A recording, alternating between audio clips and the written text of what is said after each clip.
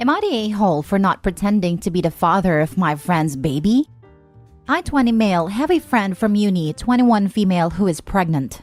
Her mother and sisters are throwing a gender reveal for her. Her mother and stepfather are basically demanding that the father of the baby attend.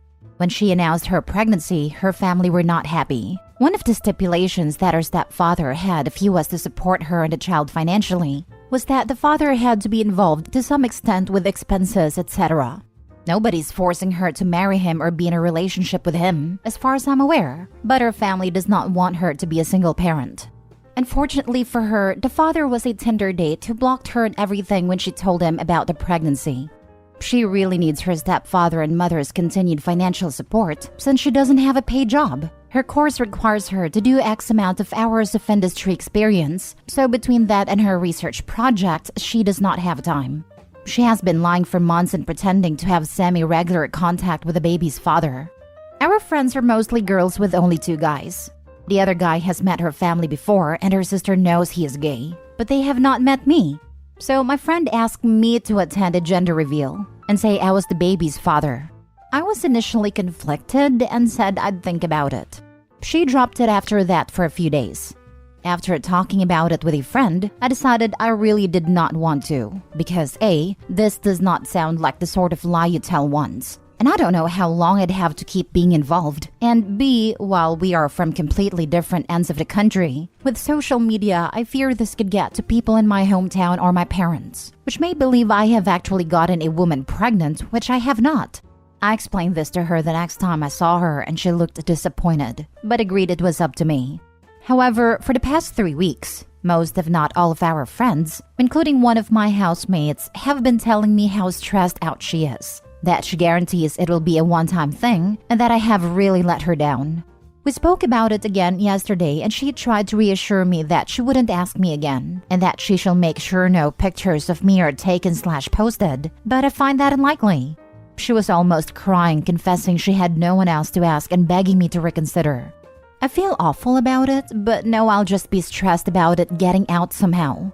I've seen pictures of other people's baby showers and refuse to believe that the father of the child can be omitted from all photos. My friends think I'm overthinking and making a bad situation even worse for her. Am I the a-hole? Now for the top comments. Are you insane? Stay the heck away from this girl and possibly the rest of your friend group. There is no way that this lie happens without ruining you in some way. Not the a-hole. Open your eyes and let this bullet whiz right by you. First, you'd be responsible for child support. No, no, no. If she's willing to lie and manipulate her own family, she will no doubt do the same to Opie somehow. Not the a-hole. She was irresponsible, got pregnant from a virtual stranger and decided to keep the baby. None of those actions are your fault. If she doesn't have the financial resources to have a baby, her solution shouldn't be to lie to her own family, so she could get their support and risk losing everything when her lie's uncovered. Don't get involved in that. They say it's a one-time thing. It clearly will not be. How does she plan to explain that the father is not there for the birth of the child? I think she was feeling that she didn't have any alternative but to lie. I feel bad for her, but I don't want to personally get involved. As for that, I have no idea how she plans to explain the father's continued absence for anything, including the birth. You covered points A and B. Permit me to cover point C. Loudly. C, they will try to put you on the hook for child support. Are you nuts? Say no, then block and run. Oh, and be ready for a DNA test when she names you anyway. Not the a-hole. I do fear that that is why the stepfather wants to meet with the father of the baby. My friend says no one will want to discuss something that serious at a party. But based on what I've heard about her stepfather, that is unlikely. No, that is exactly why they want to meet you. They want your name and information, so they can get you on the hook for child support. I guarantee this will not be a one-time thing and will turn into a dumpster fire like a bad sitcom. She's not thinking clearly because she's so desperate and is not thinking about the long-term consequence of naming you the father.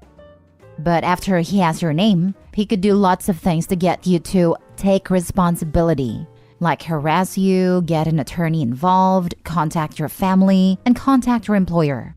You also know your friend is too spineless to stand up for you, so it's just a trap. Next story. Am I the a-hole for revealing why I rejected a promposal nearly 10 years ago? I, 27 female, attended school in the UK.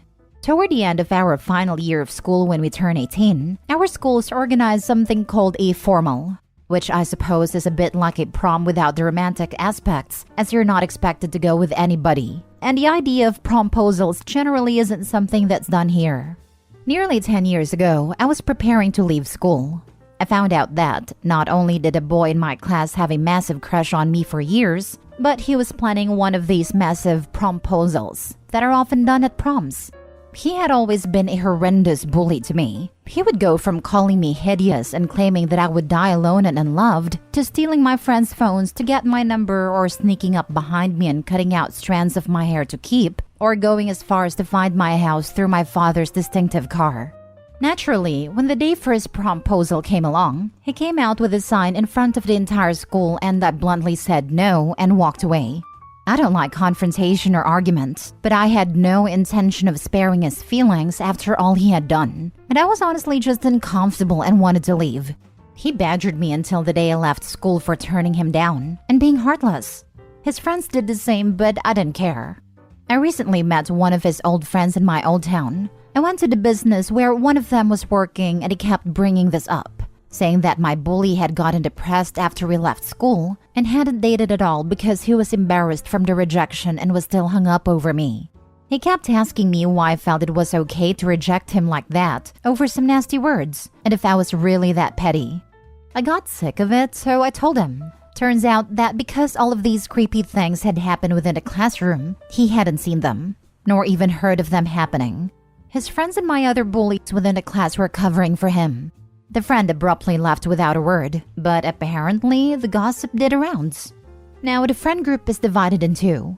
Many of those who didn't know are angry with him for lying, and angry that their other friends hid what was happening, as they think it went too far. The others are angry with me for airing his dirty laundry. His parents apparently also know now, and they're angry that he had their sympathy through lies, and now know that he practically stalked me. Which brings up questions about whether they want him to take over the small farm versus a younger brother. I wonder if I should have just let his friend be mad at me. I'd probably have never seen him again anyway. I didn't know that he would tell anyone, as he'd never been one for gossip that I knew of. But I also didn't expect this to potentially ruin the life of someone I haven't seen for nearly a decade. Am I the a-hole for telling his friend the truth about what happened? The others are angry with me for airing his dirty laundry. Oh well, let them be. You didn't dirty the laundry. You're just refusing to whitewash it. Dude was a stalker and a bully. Now everyone knows the truth. Not the a-hole. Plus, it is not like Opie was a bystander gossiping about why so-and-so rejected bully dude a decade ago. Opie was talking about what her bully had been doing to her for several years. She was talking about her own life. It is not her fault that talking about a deeply unpleasant period of her own life paints a bad picture of him. Victims are far too often tasked with sparing a bully's feelings, when those same people didn't at any point think the victim's feeling mattered. Looks like you forgot to block some a-holes. You should see to that. Not a-hole. Were you expected to lie for someone who made your life hell for years? How could possibly have known that everyone would find out, and even if you did, that changes nothing. He chose to do what he did all those years ago, and now is getting found out for being a creep and a bully and lying to all his friends. And that's somehow your fault? I don't think so. Next story. Am I the a-hole for not wanting to share my friends/roommates to use my laptop? 6 of us, me, boyfriend, and 4 other friends, are renting out a unit together so we can be closer to all the good summer jobs in a touristy town. The property has a TV that isn't a smart TV. It only works if something is connected to the HDMI cable. We have been using my laptop to watch movies/YouTube/shows together this way all week. I just started training at my summer job, and they are demanding to know my laptop password so they can keep watching movies while I'm at work. I've tried to explain that I have very personal things on my laptop. Discord and Messenger auto-start and have notifications, and I'm logged into all my accounts in my browser. They're extremely offended by this and say that I don't trust them and think they will snoop or go through my stuff or read my messages. I don't think they would intentionally snoop. I just don't want them accidentally seeing anything personal without me in the room. Now, everyone is mad at me because they can't use the TV if I'm at work. I've told them to just get a Chromecast or something, and they're acting like now they have to buy it. Since I'm an a-hole, I don't trust them. Am I the a-hole? Not the a-hole. How is it possible that only 1 of 6 young adults in an apartment has a laptop? I don't know where you are, but I just looked on Best Buy and they've got a 24-inch smart TV for $70. Surely the people who want a smart TV can come up with that money and leave your private laptop alone. We don't live in this area. We came here for 3 months because it's a beach town and the businesses hire extra help like crazy around this time. And the vacation goers tip really well.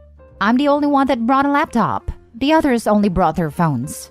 I suggested ordering a Chromecast and they're still mad that they would have to get something else that isn't the laptop I already brought. Not the a-hole. They need to get their own laptop. I access my banking and credit card accounts through my laptop. No is no. Not the a-hole. You don't want something to pop up. That's none of their business. They can get their own TV doohickey. Not the a-hole. That's a weird demand from people who don't own a laptop. Even if there wasn't personal information you're worried about, it doesn't belong to them. If you wanted, you could make a guest login on your computer for them to use, but I personally don't let out my electronics because of the risk of damage. While they may not drop it, they could misuse the battery, like charging incorrectly. The oils on fingers degrade the paint on keys, general dust, food crumbs, how hard they're hitting keys can make them stick. Just know, Roku is cheap unless you cast from your phone, so they can easily do that between 4 to 5 of them. It's absurd they're so upset about this. Also, they have streaming on their phones. Though a guest account does take away the security issue, are they willing to assume responsibility if something happens to the laptop? If they're so upset about getting a $30 Roku dongle, imagine how much more hassle it will be if the laptop is damaged. Besides, what happens when everyone wants to watch TV but OP needs to use the laptop? Last story. Am I the a-hole for calling my brother-in-law a failure after he compared me to my sister?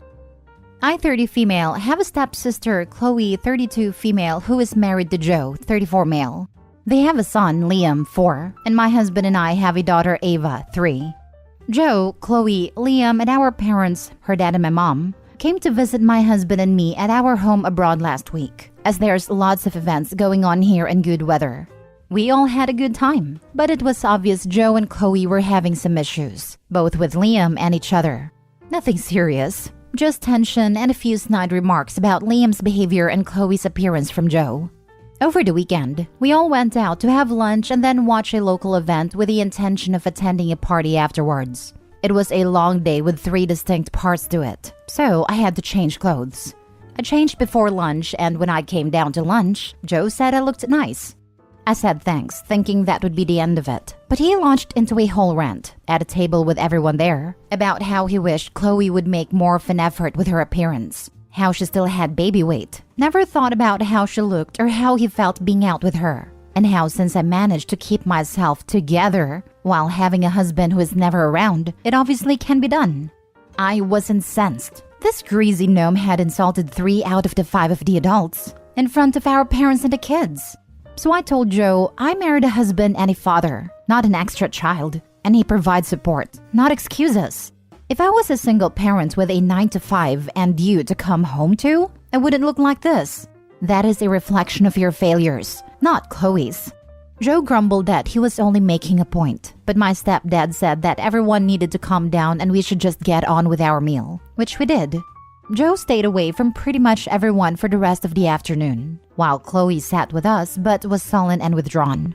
When I tried to talk to her about what happened, she blew up at me saying I insulted her and Joe's situation with the way I spoke to him. I said I never intended to embarrass her unlike her husband, and that Joe had insulted me too, by turning me into some archaic fantasy. Chloe was still angry and said I had proven his point, and made it worse by making her look like she was married to an idiot, and I should have just brushed it off. I gave up trying to talk to her, and the rest of the trip was awkward between us. My parents say I'm not the a-hole, but my husband says I sort of was. He absolutely supports everything I said, but agrees with Chloe that by defending myself, Chloe became collateral damage. I don't think I'm in the wrong, because what Joe said was weird and demeaning, and it did involve me. It's not like I gave some unsolicited or untrue response. That said, some of my friends also think I should have just let it go since I wasn't the most insulted party. Not the a-hole. You didn't make her look like she married an idiot. She married an idiot. Came to say exactly this. Chloe isn't mad at you. She's mad that she can't keep hiding her giant waste of space husband. And she's mad at herself for not doing anything about it.